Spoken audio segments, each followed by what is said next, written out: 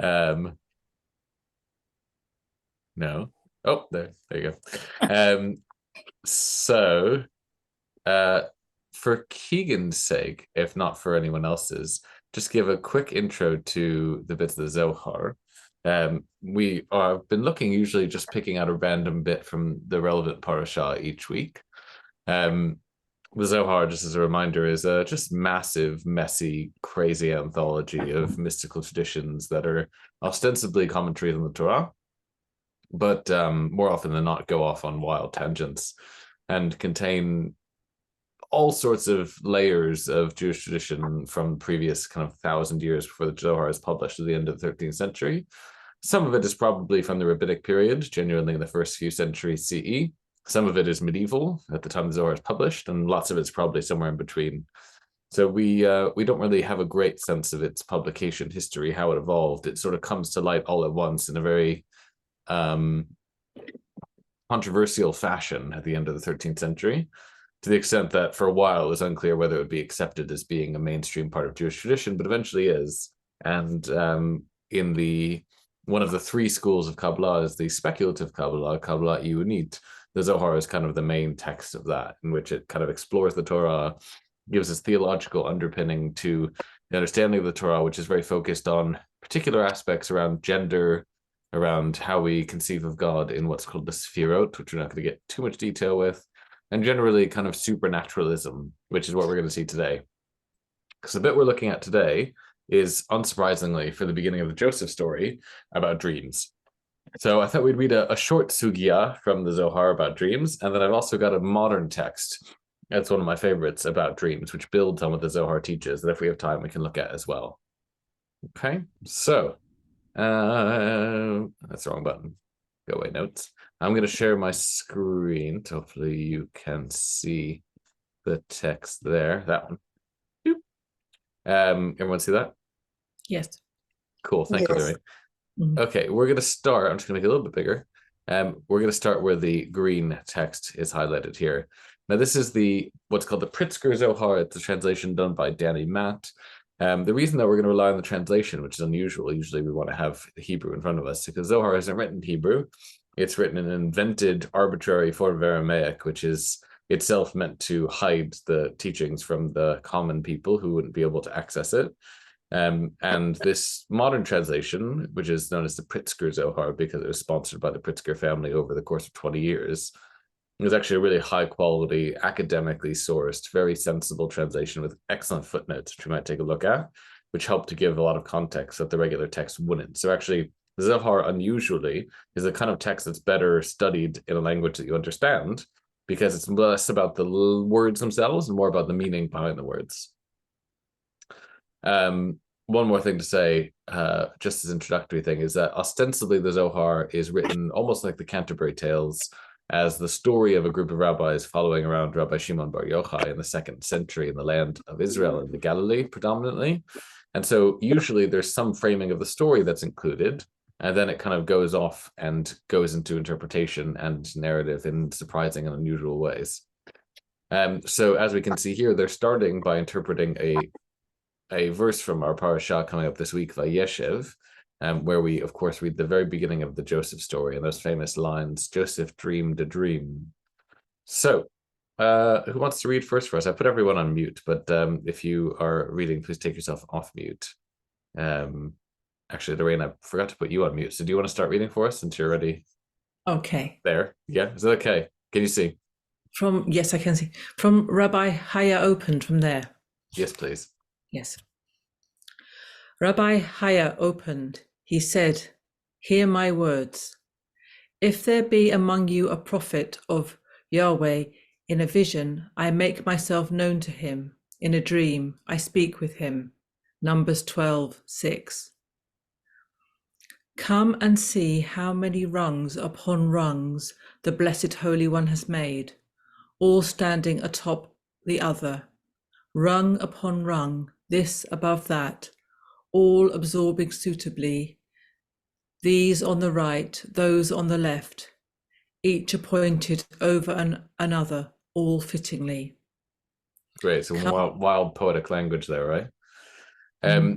But before we move on, let's just see what these two verses are, right? So we're always going to be quoting verses for the Torah and putting them in conversation with each other is the normal frame of the Zohar. So we're starting, it tells us, by talking about Genesis 37:5, Joseph dreamed a dream. And then Rabbi Chia quotes this bit from Numbers, which of course comes much later. What's the point of the text from Numbers? How does God speak to people?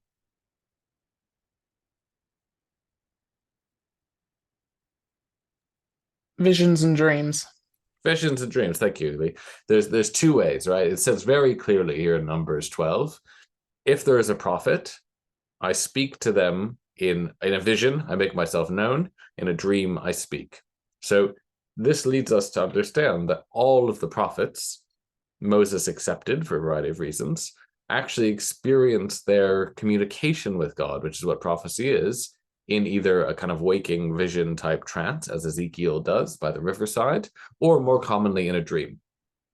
So dreams, we learn, are the predominant way in which God communicates with people, right? Which is maybe not surprising to those of us who are modern people and who have grown up in the era of psychoanalysis. But before Freud had his big insight into the fact that dreams were perhaps this root of the subconscious and its basis in our lives, this was really a novel idea. And Judaism is quite obsessed with dreams as a result of this, because it is genuinely believed that dreams are a way of divine communication, at least in these mystically inclined texts. So we have this typically Zoharic, bizarre, poetic thing here that you read for us, Lorraine, of, look how complicated everything is. Come and see how many rungs upon rungs, everything's laid out, all of them are absorbing the right and the left, and you get this sense, and we're meant to really get a sense here, it's evocative, imagistic language, that there's just this incredibly complicated kind of collection of channels and tubes and pipes and whatever it is we might imagine, which is all there on purpose and which facilitates this contact between God and humanity. And dreams play a big role in that. Adam, Okay? is Yes, God Lee. talking to people here distinct from the concept of prophecy? Because remember we spoke on Friday about whether prophecy comes via dreams, and you sort of said that was more like another kind of state of consciousness as opposed to dreams. So I'm guessing that they're distinct things. No, I think it's the same here. I think the traditions play on the dual language of this verse. This verse becomes a really key one in all of the traditions of prophecy, in that there's this doubled language, very typical for biblical Hebrew, of in a vision I make myself known, and in a dream I speak. And so it kind of allows for prophecy to be understood as either, sometimes but usually either, visions, some of which are simulated and stimulated, or dreams, which often are less controlled. Although it develops a lot of traditions in which people would try and lurid dream and also stimulate their dreams and use their dreams as a way to actually communicate. So in many Siddurim still, if you look in the back, you'll see a tradition called Shelat Chelom, which is where you ask a question of kind of God before you go to bed, and you meditate on it, and then you see your dreams as a way of giving you answers. So it's literally dream divination that we're thinking about as a kind of miniature version of prophecy. Okay.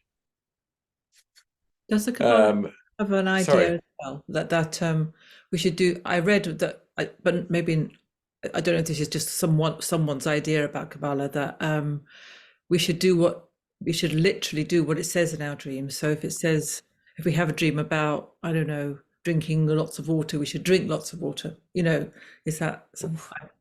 I don't know about that. Some of the dreams I have, I would want to actually make sure I do the things. Some of them are very strange. So sure it might be for you too. But we do see, I think what we can say for certain is that dreams are understood to be meaningful.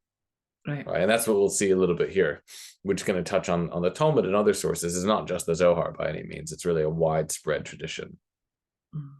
Okay. Do you want to carry on a little bit, Lorraine? Okay. Top of the next column here. Come and see all the prophets of the world absorb from a single facet through two known rungs. Those rungs appeared through a dim glass, as it is written, Mara, in a vision, I make myself known to him. Who is Mara? As it has been said, a mirror in which all colours appear. This is the dim glass. Okay. One more. In a dream I speak with him, 1/60th of prophecy, as it has been established. It is the 6th rung from that rung of prophecy, rung of Gabriel, appointed over dreams, as already explained. Okay, thank you. So, Lee, to partially answer your question, right, we have this idea here that dreams are a fraction of prophecy. Prophecy is kind of like a really intense dream, specifically 60 times more intense, right? Because they have this notion, which is cited so often, thinking about the Babylonian numerical system, where when something is seen as a little bit of something else, it's called 1/60th. Right? And this is very common. They say that sleep is 1/60th of death, and dreams are 1/60th of prophecy, and all of these kinds of ideas. And so we have an idea that dreaming and prophecy are the same thing, but in a relationship that's about degree and intensity rather than quality, if that makes sense. They're the same thing, but in different amounts. We also have this statement above, which is really important in some way. They say, right, everyone, all the prophets of the world, interestingly, that would include, of course, the prophets of other religious traditions as well, are absorbing their communication, we might say, through a single facet, which has two rungs. Strange language, doesn't really make sense, but basically, there's one way in which God communicates with humanity, and everyone is the same in that regard. And those two rungs are vision and dreams, as we read about in the verse. And they emphasize that it uses the word bimmar'ah, right, which is in vision. But there's lots of traditions around a mar'ah as a looking glass, a speculum, something which is not just reflective, but also has color within it, a bit like a kaleidoscope. The rabbis use a phrase, which is probably what's in the footnote here, aspacularia, which is a Latin word, speculum. And they talk about there being two ways in which prophets can see, either through an aspacularia shemeira, a speculum that shines, or through an aspacularia shalomeira, a speculum that does not shine. Interestingly, you may be familiar, maybe through Philip Glass, with the phrase, a glass darkly, right? Then we will see clearly. Now we see through a glass darkly. That's from the New Testament.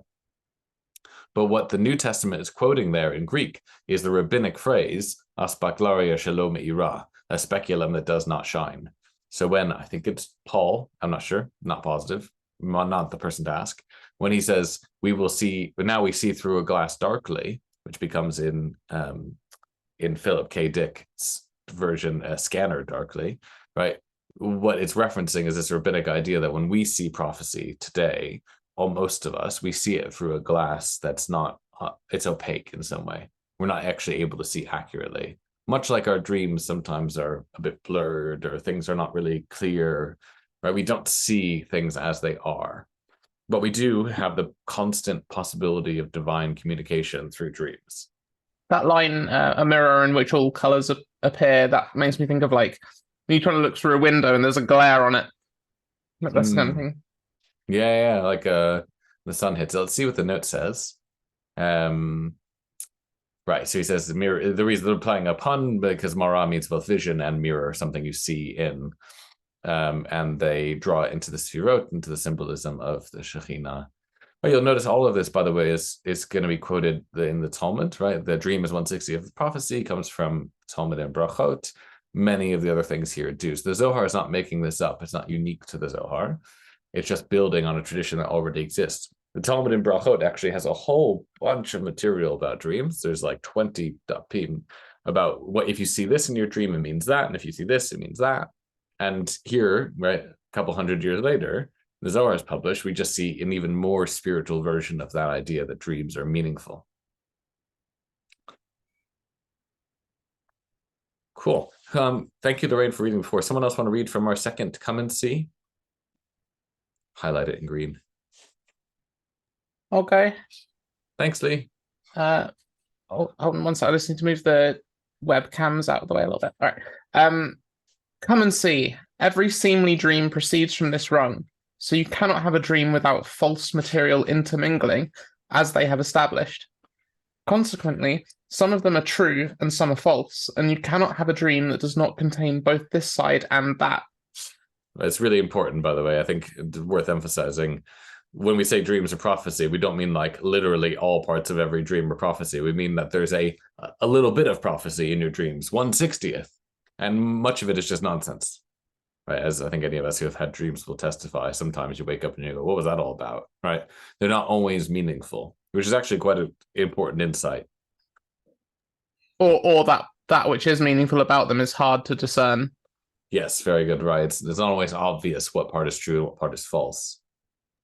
Shall I carry on? Yes, please. Since a dream includes all, as we have said, all dreams of the world follow oral interpretation. This has been established, for it is written, as he interpreted to us, so it was.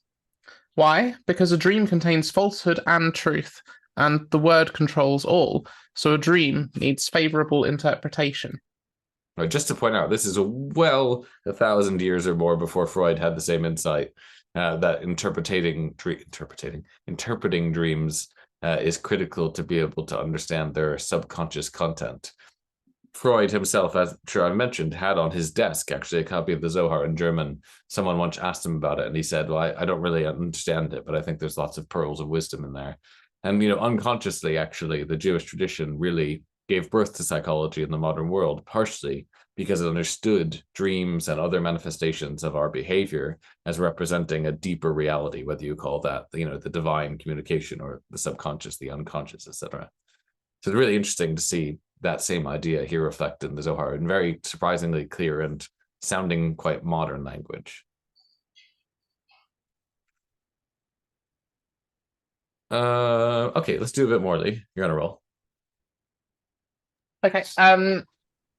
Where did I get to? Rabbi Huda. Rabbi Huda said, because every dream is of the rung below, controlled by speech, so every dream follows speech. He opened saying, in a dream, a vision of the night, when the deep, deep sleep falls upon humans in slumber upon the bed, he then uncovers human ears and with a warning terrifies them. Come and see. When a person climbs into bed, he should first enthrone and acknowledge the kingdom of heaven, then recite a verse of compassion as established by the companions. For when a human sleeps upon his bed, his soul leaves him and goes wandering above, each in its own way, ascending so as has been said. Okay, so in addition to the power of dreams, we also have the danger of dreams, right? Which is obvious to anyone who's had a nightmare. And we have this beautiful quote from Job describing God kind of, speaking into people's ears and terrifying them, warning them, using dreams as a way to give rebuke and warning as well. And as a result, they encourage this practice of basically what this is the bedtime Shema, right? The reciting of the bedtime Shema comes mostly from the Kabbalistic tradition and from a tradition that takes very seriously the idea that while you sleep, your soul leaves your body and is in some way, as a result, very vulnerable. So they see sleeping as a time of vulnerability. There's lots of traditions, superstitions, we might call them, of not looking at someone while they're sleeping because the soul isn't there. There's obviously the practices that many of us have of waking up and saying prayers like Modeh Ani, which literally says, thanks God for putting my soul back in my body. Right? There's a very serious way in which we actually believe that while you're asleep, there is some disconnect between the body and the soul, which honestly is a pretty good way of understanding what dreams are, right? It's kind of your soul's taking a little bit of a trip and it's reporting back in the morning, and that's why you can't quite remember it, because it was kind of disconnected, and it makes a certain kind of sense. It makes me think a lot of Jacob's dream, and things ascending and descending to and from.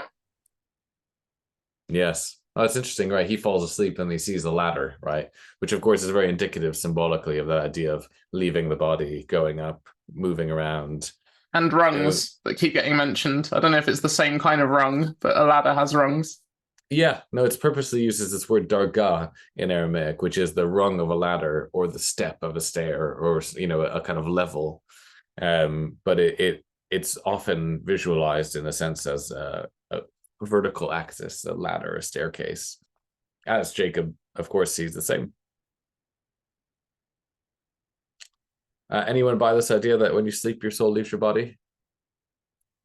Yeah, definitely. I think I've definitely had experiences of that in my life, of leaving and going away and coming back. Yeah, sometimes coming back with a bit of a bump, actually. Yeah. Yeah. Yeah, I don't think it's uncommon that people, if they reflect on it, would find that has some truth to it, although it's quite hard to pin down how exactly we think the mechanics of it work. We might accept the fact that there's at least a temporary disconnect, right? That our body runs obviously on automatic systems while our mind kind of is very active. That's what dreaming is all about, isn't it? I wish I understood more about how it worked, because it seems a bit out of control sometimes. I just, Yeah.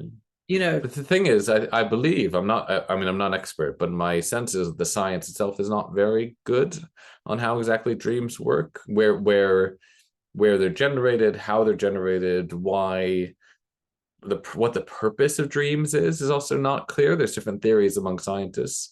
Some say it's, kind of to work out the kind of analytical, imaginative potential of the experiences of the day, to kind of work through things and process things, and a bit like, I suppose, when you update your computer, right? It wants to do it while you're not using it. So you have to kind of update it and then let it do its thing, and it doesn't let you use the computer during that time.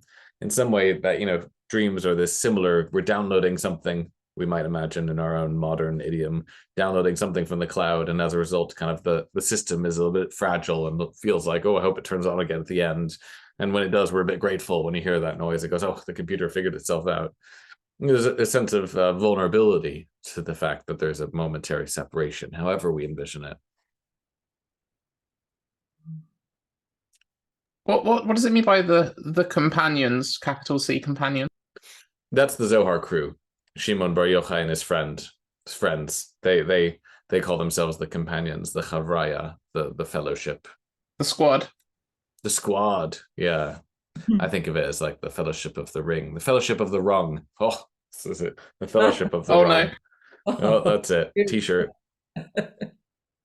Go on, Lee. Start designing that one. A whole bunch of rabbis dressed up as elves and dwarves and call it the Fellowship of the Rung with some kind of Zohar symbolism. I quite like it. Yeah. Yeah, it's a good one. Good one. Available in time for Hanukkah.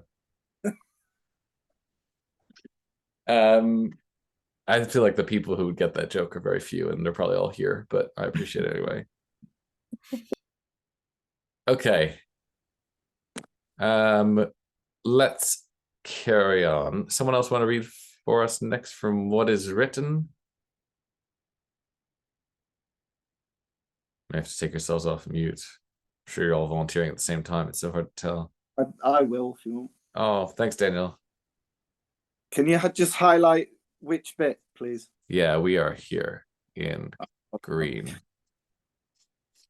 What is written? In a dream, a vision of night, when people lie asleep in bed and the soul leaves them, as is written in slumber upon the bed, he then uncovers human ears.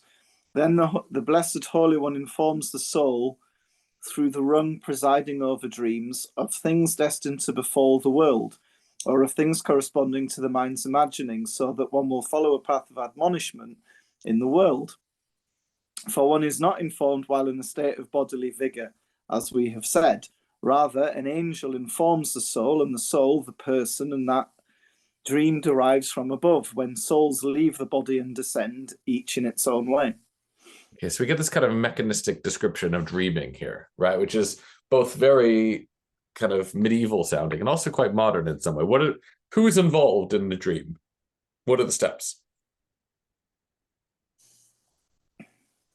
When a person goes to sleep, the soul leaves, then speaks to God, basically, and also an angel, but the angel might be God.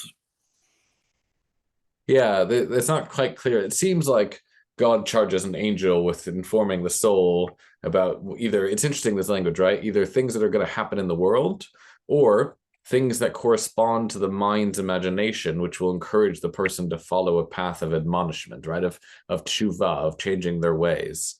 So it's kind of either global or it's very personal.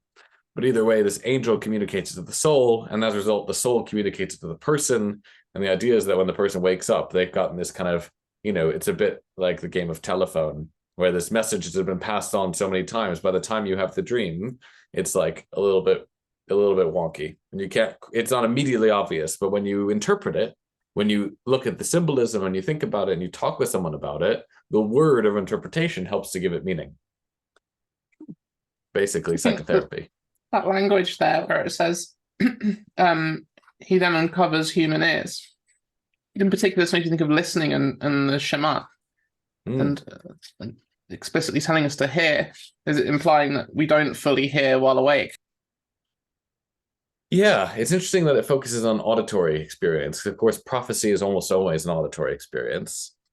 And so the implication here is definitely that, the imagination is used in terms of visual imagination, but the message seems to be predominantly understood as an auditory one, right? And maybe you've had the experience of hearing a voice in a dream, and the words, the sound actually sticks with you much better sometimes than the imagery.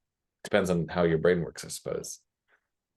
I don't remember most of my dreams, but some people remember all of their dreams, and some people train themselves to remember them, and some people don't dream at all. And it's a huge range of experience when it comes to dreams. And actually, it's poorly studied and poorly talked about, because most people write it off as being kind of woo-woo and uncomfortably personal and spiritual. But for the rabbis, they saw it as a huge opportunity to explore communication, right? Prophecy is communication. It is how God speaks to us. And it's never straightforward, and it's never obvious. Anyone who wakes up and says, God spoke to me and said this, probably isn't doing it right, because the whole idea here is it's quite fuzzy. It's not always obvious. It's mixed with other stuff, and you've got to interpret it. You can't just take it as what it is. Sarah, you got to take yourself off mute. Sorry, Sarah, you got to take yourself off mute. You should see a little pop-up. Do you see it? Okay. There you go. Yeah, we got you.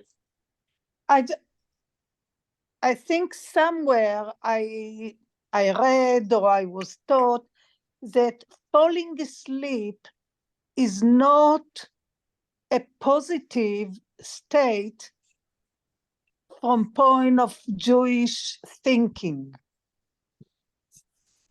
because we are actually doing nothing when we fall asleep.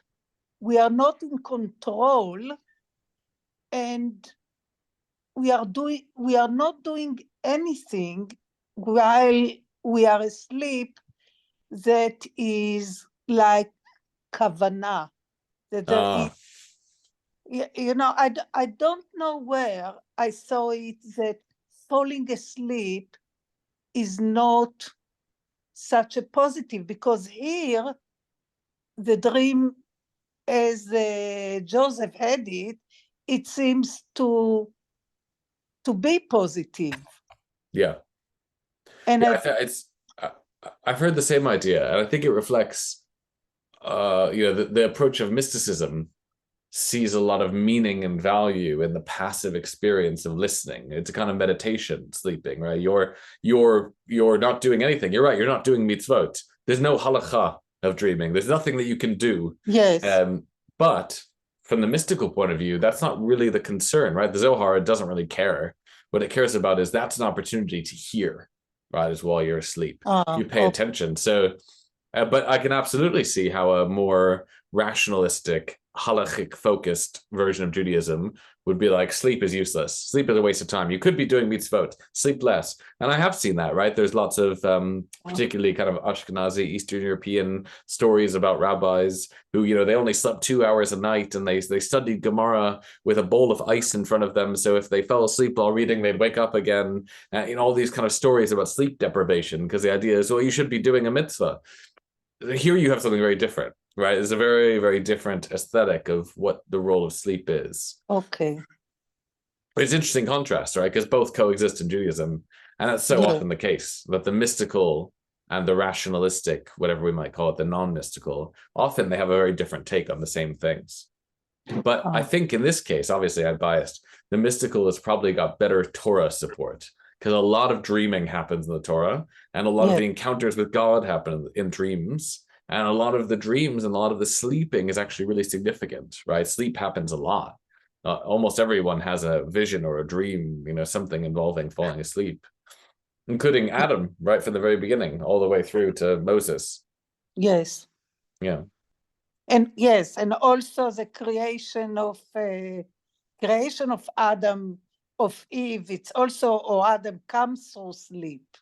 Yeah. God puts the first human being in this kind of, uses that strange word, right? Tardema, a word we don't usually use for sleep. And if God puts it's almost like anesthesia. God puts the first human being in this deep sleep and then cuts it in half. Okay. Thank you very much. Yeah. Hopefully we don't get cut in half in our sleep, but I mean, I think we're okay. Yeah. I've had some strange dreams, but not that one. Okay, let's go on a bit more. Daniel, you're on a roll. You want to keep going? How many rungs upon rungs? How many rungs upon rungs in the mystery of a dream, all in the mystery of wisdom? Come and see. Dream one rung, vision one rung, prophecy one rung, all rungs upon rungs, one above another. Joseph dreamed a dream and told it to his brothers, and they hated him even more. From here we learn that a person should tell his dream only to one who loves him. Otherwise, he may prove decisive, for if that dream changes tone, he hears the calls. Come and see, since Joseph told his dream to his brothers, they caused it to be postponed, delaying it for 22 years. Rabbi said, how do we know this? Because it is written, they hated him even more. What does hated him mean? They provoked accusers against him. What is written? He said to them, listen, please, to this dream that I dreamed, begging them to listen. Then he revealed that dream to them. If they had transformed its tone, so it would have been fulfilled. But they responded by saying, will you really reign over us? Will you really rule us? Suddenly, they had told him the interpretation of the dream, enacting a decree. That is why they hated him even more. Okay, this is fabulously interesting here.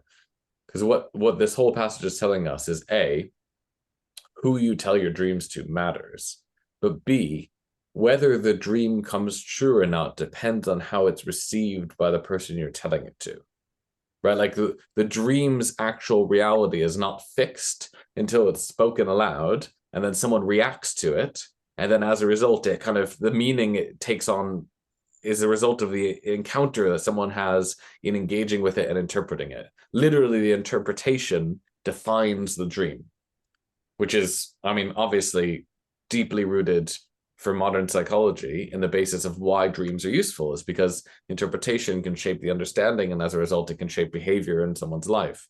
So this idea that actually you shouldn't tell dreams unless it's only to someone who loves you, it's actually really thoughtful in some way. Because you don't want to be like Joseph, who has this dream about all of his brothers bowing down to him, and he foolishly goes and tells them, and as a result, it makes them angry. And as a result, the dream doesn't come true, even though it could have come true if they had responded to it differently and gone, oh, wow, I guess we should bow down to you, Joseph. Then that would have been the end of the story. But because they responded to it and hit negatively, because they already resented him and hated him, as it told us, as a result, they conspired against him and they threw him in the pit, and he got taken to Egypt and all this stuff. And 22 years later, eventually they do bow down to him at the end of this whole long, incredible saga. But it didn't have to be that way. It's not fated, right? There's no fate. There's no destiny here. What it is that the dreams have a kind of content, which once it's interpreted, then takes on a more fixed state in the world, which I think is really interesting. Well, it's a really cool observation, and I think that there's like a large portion of truth in it. At least when I think of like when you express like a complicated thought or like a project you have in your mind to someone, verbalizing it to someone who you know, like who you respect, and you know who you're going to get feedback from, it hearing it come out of your own mouth changes how you actually think about it instantly, and it makes me think of that. Yeah. In some way, the difference between thought and speech is that it's then fixed, right? And the reaction to it, and the way in which, you know, how you feel when you see someone's face, when you tell them, all of it changes what it means to you. The meaning itself is malleable.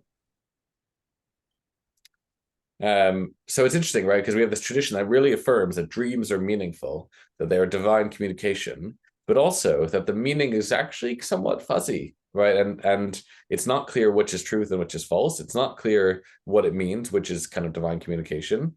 And also the meaning changes depending on who you tell and how they respond. But if he hadn't told them his dream, Joseph hadn't told his dream, then none of the rest of it would happen.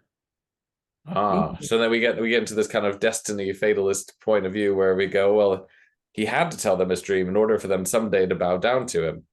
Yeah, because they chucked him out and, tried to get rid of him, and therefore he became powerful. I mean, otherwise he'd just been their little brother.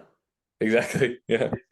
So it definitely touches. I don't know if that's right, but it just feels like, I don't know. Well, I don't know either, but I think you're absolutely on the right track in that it touches very deeply this kind of sci-fi question of, do things happen the way they're meant to happen? Could they have been different? This alternative kind of contra-factual history question that we often explore in fiction and literature and in film, right, is actually something that you kind of see played with here. So what would have happened if Joseph didn't tell his brothers his dream? What if he told only his father and not his brothers, right? Like, what if he didn't tell anyone? If you have a dream about something, who should you tell it to and when? And how does it change it? And could it have been different? It's an interesting idea that he could have become someone they bowed down to sooner, but I can't imagine how that could have happened. But I mean, there again, why wouldn't I be able to imagine it? Yeah. It's we only know the story the way it happens, and it happens because he tells them his dream. Yeah. So whether you see that as kind of destined or whether you see it as indicative of the power that interpretation has, I think for the rabbis they see it as, wow, this just demonstrates how important it is to interpret dreams well, because if you interpret them badly, you can really mess up. Yes. Let's do a bit more. There's just partially because there's just a great quote from the Talmud here that I think is worth reflecting on. Anyone want to read the next chunk? Something of Rabbi Chia? What do you have read? No prash. I'll read it. Okay, Rabbi Chia and Rabbi Yossi were in the presence of Rabbi Shimon. He's in charge of the fellowship of the rung. Rabbi Chia said, "We have learned a dream uninterpreted is like a letter unread." Great line from the Talmud. Is this because it will be fulfilled without his knowing, or because it won't be fulfilled at all? So exactly to your question, Lorraine, right? They quote the Talmud, the famous statement, "A dream uninterpreted is like a letter unread." Right? Just like, what a great analogy. You get a letter in the post, you don't read it. What use is the letter? It's in an envelope. Its meaning is not given to you. You can't actually do anything about it. You can't act on it. Same as if you have a dream and you don't interpret it, you don't explore it, you don't tell someone about it, you don't use it as a way to understand yourself. And the question is, why is it like a letter unread? Is it because it won't happen if you don't talk about it? It won't come to fruition, or because it'll happen but you won't know because you didn't read the letter. It's an interesting debate. He replied, "It will be fulfilled and unknown." So meaning it'll happen, but you won't know about it. For that dream depends upon it, while being unknown, and unknown as to whether it will be fulfilled or not. There's a bit of a funny language here in some way. The footnote helps a little bit if we jump over to 213 here. The dream depends upon its interpretation and will be fulfilled accordingly, although in this case, the interpretation remains unknown. So it'll happen the way that it should be interpreted, but it wasn't interpreted, so you won't know that it happened. A bit of Donald Rumsfeld kind of messing around here. Nothing in the world before arriving in the world is independent of a dream, right? Nothing happens in the world that isn't first announced in a dream to someone. Nothing. Or by means of a herald. Herald being someone who announces something. For as has been said, every single thing before arriving in the world is heralded in heaven, whence it spreads through the world, transmitted by a herald. All because it is written, surely God does nothing without revealing God's secret to God's servants, the prophets. Right? Amos says, surely nothing happens without someone knowing about it. When prophets existed in the world, this was the case. If they do not, even though prophecy no longer prevails, the wise are preferable to prophets. They would say that. And if not, it is transmitted in a dream. And if not, words manifest through birds of the sky, as has been established. She's got this incredible idea, right? That when anything happens in the world, anything, from the very small to the very big, it is actually announced first from heaven. Again, it's all about communication and the ladder of communication. It's announced first in heaven. And ideally, the person that hears the announcement is the prophet. That's option number one. Prophet hears it, goes, oi, got an announcement. God said this is going to happen. That's what the prophets did in the Hebrew Bible. That's the goal of prophecy, is to kind of hear the announcements and transmit them to the people. But when there's not prophets, option two, there's no prophets, is the wise should be able to hear and understand and share that information, right? The sages, which obviously in this case means the rabbis. When they don't do that, next best bet is a dream. So if the wise don't hear it, then someone will hear it in a dream, right? It'll be announced in a dream to someone somewhere on earth what's going to happen in the world. And if no one actually interprets the dream, if the message isn't received through dreams, then the last option is the birds of the sky will carry the message, right? That someone will look up and be like, oh, I don't know, they're spelling out words in the bird's pattern or what, this idea that there's divination, there's information to be gathered from looking at how birds fly. I actually love this kind of, this idea of communication that starts with prophets, the wise, dreams, and then birds. And somehow or another, the message gets through, even if nobody is there to pay attention to it or receive it, that something is going to happen in the world, whatever it might be. Something is happening. לכבות את התנור. Sorry. That's okay. Is Michael cooking? No, I'm cooking, but he needs to help just to turn off. He needs to turn off the oven. Turn off the oven, Michael. Okay. Tell me, say hi. Okay. Well, having this lovely, fascinating idea of dreams about, I want to pop our heads over to a different text now. Some of you may have looked at before with me. This is a modern mystic, interpreter of the Zohar, and someone who lived in the 20th century, Yehuda Fataya, one of my favorite rabbis, and I have a lot of favorites, who lived mostly in modern Iraq, in Baghdad, but moved to Jerusalem in the 1920s. He was famous for lots of reasons. He was the Jewish world's predominant exorcist for a time. If you were in Jerusalem and you got possessed by a spirit, you went to go see Hacham Fataya and he'd sort you out. Unusually, he kept a diary of his exorcisms, which is absolutely fascinating. And in that diary, he includes lots of other kind of guidance on spiritual matters, including how do you know if a dream comes from an angel or a demon? Which, of course, is a question we've all asked ourselves. Right, you have a dream, you wake up, you go, oof, was that good communication? Was that one of these messages that was sent from above? Or was that someone messing with me? Which is, I think, a very fascinating question. And he has a typical for himself, very thorough explanation of how exactly you can tell. Okay? Yes. Yes. So let's read. I've got the Hebrew here, but we'll stick with the English. And we can look at the Hebrew if it's helpful. Here's what he says.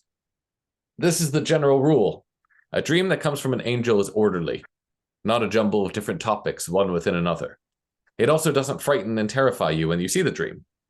More than this, it will actually seem as though you were seeing yourself, like you're actually awake. Kind of sounds like we might be talking about kind of lurid dreaming, right? Where you experience it as though you're awake, you can interact with the dream. Do you mean, it's sorry, Adam, do you mean lucid? No, lucid, thank you. Lucid dreaming. I think lurid means something slightly different. Yeah, I heard it as it came out. Come on, Freud. Okay, lucid dreaming, in which you are awake or you experience yourself as though you're awake. If all these conditions are met in a dream, you can know for sure that it's a true dream and it comes from an angel. This is one of those which is called 1/60th of prophecy. He's quoting the same passage from the Talmud. So how do you know if your dream is true and comes from an angel? It's all. It makes sense and seems real. Yeah. And you have a sense of agency in it. Like you know that you're there, you experience it in some way, like you're awake. It has a reality to it. It doesn't jump from topic to topic. Which I feel like is rare, right? That's the point. It's quite rare to have a dream like that, where you kind of wake up and you're like, oh, like with clarity. But a dream which comes from a demon, it is a whole different way. For one of them, the demons, stands on top of a person as they sleep, particularly in a light sleep, and whispers in their ear many frightening and confusing things, jumping from topic to topic. These things are then conjured up in the imagination in the person's brain, and they frighten them. Your heart will beat really fast, and you'll wake up very afraid. These demons, though, they still remain there, and they're joyful and laughing at you because they managed to make you afraid. So when you return to sleeping, they return to scaring you, and they'll do this several times. No person can be saved from them until they wake up and recite the Shema or do something else in a different manner. One way is that when you awake, you can shout out, "Impure, impure, get out of here." You should say this 3 times. Then the demon will flee from there and you can return to sleep. If there's someone in particular who you know hates you, you can say, "Impure, impure, get out of here and go to so-and-so and scare them." Then the demon... then the demon will go do whatever you have commanded it. If you want to try this out, whisper in the ears of a child while they're sleeping lightly and say to them, I bought you sweets and nuts, and they're next to you on the table. When they wake up from their sleep, they'll ask you about the sweets and the nuts and where they are. Therefore, that's his proof, by the way. Therefore, most of the dreams that terrify and are evil come at the end of the time of sleep, as you're starting to awake, for then it is possible for the brain to perceive and imagine things, and not at the time that you were in a deep sleep. Fascinatingly, he actually has a pretty good sense of sleep science and kind of the difference between REM sleep and deep sleep and delta waves and all that else. He doesn't call it that, right? Instead it's demons and you know, people whispering in your ears. What do we think about this idea? Do we believe his proof that if you whisper into a child's ears as they're sleeping lightly about a present that you got them, that proves that demons are giving you nightmares? No. No, I don't think so. No. It's cute though, isn't it? Yeah. Yeah. I'm more a fan of the idea of like orderly, meaningful, like realistic dreams having more significance, because I tend to think of like sort of chaotic dreams, the sort of normal types of dreams that we have. You know, there's often a sort of element of chaos or nonsense to them, but they seem more like the brain sort of. Yeah, the way I understand it is that it's like the brain processing the events of the day and sort of squeezing lots of things down into smaller symbols that don't make any sense on the face of it, but they're for like memory processing. And I think that when a dream makes really consistent, really solid narrative to it, that's really different. The process your brain is going through is very different. Yeah, I think that's absolutely true. And I mean, we can... You know, we can probably dismiss his imagery of demons, right? That might not be how we understand it. But he is describing the same thing that you have said, Lee, about the difference between a kind of orderly narrative dream, which sticks with you, versus all the kind of subconscious, right? He says demons, we say subconscious, whatever it is. So, you know, the kind of imagination playing around and going through stuff and messing with you and processing and whatever. It might not be quite as malicious as he imagines here. I just have to go on because I love this so much, even though it's a bit silly. There's some new things I'll tell you, that there are demons who study the things that people see in their dreams. For instance, I love this idea of a school of demons where they're studying people's nightmares. For instance, the person who sees their teeth fall out, or sees their beloved, or sees an animal slaughtered in front of them, or sees someone who's drunk during a fast day, or someone wearing black clothes and walking barefoot, a person shouldn't worry about these dreams. So too, if you see that they honor you in your dream, or that you're called up to the Torah, these two you needn't worry about, as they'll bring about a blessing. So there's stock dreams, right? There's stock dreams that people all have. Interestingly, right, the most common dream in the world, according to surveys, is people falling. Second most common dream is people's teeth falling out. Lots of people have nightmares about teeth. I don't know if anyone has the teeth nightmare here, but it's very, very common. Third one is showing up somewhere improperly attired, right, which is the classic, I showed up to school in my underwear kind of dream. So there's ways in which you can see a basically what we would call a kind of neurological stereotype, where the same processes are happening in everyone's brain that lead to the same kind of fears, that lead to the same kind of dreams. Don't know quite what the thing is about teeth, by the way. It's really interesting to why it's teeth falling out. But you know, there's certain stock dreams. The demons study them. They're very tired. You don't need to worry about it. Like, don't get upset by the uncreative demons who just give you the stock dreams. And similarly, the stock positive dreams, sure, maybe something nice will happen, but like, it's not a big deal. What again, to Lee's point, is as silly as it might seem to think about it in the way he does, it's drawing our attention to those dreams that stand out, right? Those stand out for narrative structure and conciseness and clarity. Well, he goes on a bit further. Sometimes the demons show a person evil things. They'll show you kind of horrifying things. And if a person is foolish and believes in their dreams, then they end up working to bring about such evil in physical reality, inclining towards the nature of the dream and believing in its contents. Sometimes one will hear a voice announcing something in the heavens, proclaiming that a certain evil didn't happen. They show you these in your dream just so you believe in your dreams. Right? So they try and trick you by showing you stuff that makes you then believe in your dreams, which you shouldn't do, he says. Indeed, a person needs to know that if they fast over dreams such as these, or try and make penance or redeem their souls, and don't bother to ask a knowledgeable sage who knows the difference between an angel-sent dream and a demon-sent one, then you can be certain that you're a goner from then on, doomed to difficult and evil and bitter dreams like these, for these demons are elated that they managed to bring a person to such nonsense. These demons are called foreign demons, who learn about evils. Right, so there's a whole cadre of demons who are there to kind of mess with you, basically. And they try and trick you, and they pretend that they're the angels announcing things that are happening, but when they say, oh, this won't happen, it wasn't going to happen anyway, right? They're just trying to gain your trust. Then you believe in your dreams, then you do silly stuff, and then they point there laughing at you going, ha, we got him, tricked that guy. Now he's fasting because he's worried about what he saw in his dream. But the whole point from Chacham Fataya's point of view is you should have asked a reasonable and knowledgeable sage, right? This goes back to our statement, the Zohar, about interpretation. You need to check with someone. Don't just change your life based on what's in a dream. Check with someone, think it through, interpret it. Interpretation is a big part of it. This is my favorite part. But there are other demons who are called Jewish demons, and their custom is different, for they make themselves appear like the prophets of old or the ancient rabbis.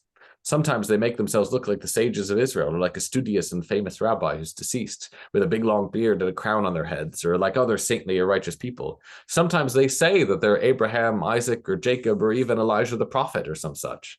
A person needs to ask them directly if they're really the patriarch they claim to be, or if they just have the same name as them, i.e. a demon named Abraham. If you ask them, and they say they are Eliyahu, you need to be really meticulous in checking their answers. If anything they say is unclear, if they hesitate, you can be certain that they're demons. So I love this idea of Jewish demons who are trying to trick you by being really Jewish. Worse than this are those that show the person the image of the heavens, or the image of the heavenly throne, or the angelic host, or things like this. They're very careful not to frighten the person. Right? These demons are even clever. They're not trying to trick you. On the contrary, they command them to be careful to study every day, to read such and such amount of Zohar or Psalms, or at night to awaken and recite Tikkun Chatzot, special prayer. Sometimes they decree upon a person they should immerse in a mikveh several times a day, or change the way they dress, or be careful not to touch their wife, and they continue to add more and more stringencies and regulations and fasts. If you don't do what they say, they'll beat you and command you more forcefully with threats, claiming they'll no longer show you visions. This is in order that you don't recognize that they're demons. Until little by little, your thoughts are drawn after them and connected to them, and eventually you'll go insane. In the end, they'll afflict you with mental illness. God save us from it. These sort of demons appear first while you're asleep, but after a while, they start to come even while you're awake. Rarely, they first appear while you're awake. Several times, people have brought me their children who have seen demons like this while awake. Right. Whether or not we believe in the spiritual content of this, the anthropological element, that there is this sense in which he interprets people sometimes being fervently religious as their religiosity as a result of the demons manipulating them in their sleep, is absolutely fascinating, right? That these people are having these dreams in which they're being told to do certain things that make them really, really, really religious. And actually, it's something messing with them. It's not always a positive. Really interesting coming from a rabbi, in particular, one who you'd think would be encouraging people to be religious, but is aware of the fact that sometimes religion can be very unhealthy and people are kind of doing it in a way that's actually not in their own best interest. So you have a really interesting application here. That's why I wanted to show you this. An application of the ideas of the Zohar that we looked at, which in some way seems to go backwards from the Zohar's more abstract notion of dreams, but altogether between the Talmud, between the Zohar, between a modern rabbi like Yehuda Fataya, we have the sense that dreams are extremely meaningful, that they are hard to distinguish what's true and what's false, but that there's always a kernel of some kind of real, genuine, divine communication, and that the interpretation of them is absolutely key. You need a recognizable authority, whether that's a therapist or a rabbi or whomever else you trust, and you need the opportunity to reflect on them. And if you actually take your dreams seriously, you can use them as a way to develop your own spiritual life in a really profound way. which I think is probably a good thing, right? A dream uninterpreted is like a letter unread, and the idea that we're getting letters all the time that can help us to improve our lives if we only know how to read them, it's actually a really nice idea. So as we go into the Joseph story the next few weeks, where dreams play a central role, it's interesting to reflect on how much of a role dreams play in our tradition as a whole, not just in the story of Joseph. Huh. Any final thoughts on dreams? Anyone want to have a dream interpreted here in a public forum? Snakes. I got this one dream. I got this recurring dream that I've had for years, and it drives me mad. Right, so tell us about it. Okay, I'll try. So it's always slightly different, but the general theme of it, as a pet snake having person. So the dreams, it's always more or less the same thing, that I have a snake, and then all of a sudden I have two snakes, and before I know it, I have hundreds of snakes that I have to sort of sort into different vivariums, and if I put certain snakes with other snakes, they're going to eat each other, which is undesirable, and like some of this, and then I'll find a vivarium that's got a snake in it that's somehow still alive but hasn't been fed for a year and has been neglected, and there'll be another set of snakes that are like thriving, and it's just like a huge mess, and it's all snakes. And like some of them are like all deformed, and some of them have like two heads, and they're all splitting and dividing. Gosh. And yeah, like I get that like once a month. Wow. Any ideas? The Talmud has an idea for you, but anyone else want to have a go at it first? No. I'm not going to do it in 1 minute. I'm not going to give a dream interpretation in 1 minute. So you go out. I mean, snakes are a really rich interpretive symbol, right, in many ways, and I'm sure the kind of different psychological schools of thought would give you a lot of meaning about snakes, especially in a kind of biblical connotation. But interestingly, the Talmud has a take on your dream, Lee, predicted by hundreds of years earlier. So let me pull it up here. Here we have a paragraph from our section on dreams. So Rav Sheshet taught, one who sees a snake in a dream, it's a sign that their livelihood is accessible to them, just as dust is readily accessible to a snake, says the commentary. If one saw that the snake bit him in his dream, it's a sign that his livelihood will double. If he killed the snake, it's a sign he'll lose his livelihood. So we could interpret from that a dream which involves lots of snakes, which are kind of gradually becoming more and more difficult to control, is actually a sign that you're going to be very profitable. You're going to have a lot of income coming soon, perhaps. The snakes are representative of livelihood, of parnassah, as it has in the Hebrew, because their parnassah, a snake's parnassah, their needs are so accessible to them because they're already low on the ground. And similarly, they represent the kind of income or sustenance that we're seeking. So it seems like lots of snakes is good. Snakes that bite you is good, but if you kill them, you're in trouble. It means that you're in trouble. Although there's a debate, it seems like once some say if you kill the snake, it means actually it's going to be even better. But they say, so I love this, right? This is so typical. So Rav Sheshet said, actually, no, if you have a dream of killing a snake, it means it's a really good sign. And then the anonymous commentary says, no, he only said that because he once saw a snake in his dream and killed it, and he wanted to make himself feel better about it. Where's that from?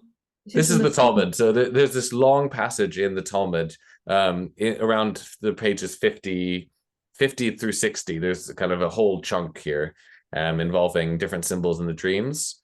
If you go up and down, you'll see more. Anyone who sees a kind of drink, except for wine, right? There's all of these like statements about the symbolism of dreams, things being good omen or a bad omen. But yeah, the snakes are specifically addressed, although somewhat ambiguous whether we can trust Rav Sheshet or whether he just wanted his own dream to be good for him or not. So I need these snake dreams to start paying off. That's what I'll say. They need to start coming good. Yeah, maybe you need to tell someone who loves you and then interpret it in a positive way, or maybe you need to actually do the thing and just cover yourself in snakes, and there'll be a good omen for your parnassah. That's a pretty good interpretation, I think. Yeah, it's something. Hey, it's been around for a long time. Right, so Lee, you have to update us next time on whether you've suddenly got a raise at work on the basis of your snake dreams, and in the meantime, I wish you all happy and sweet dreams, and that you stay far away from Chacham Fataya's demons in the process, and instead get some prophecy, or at least 1/60th.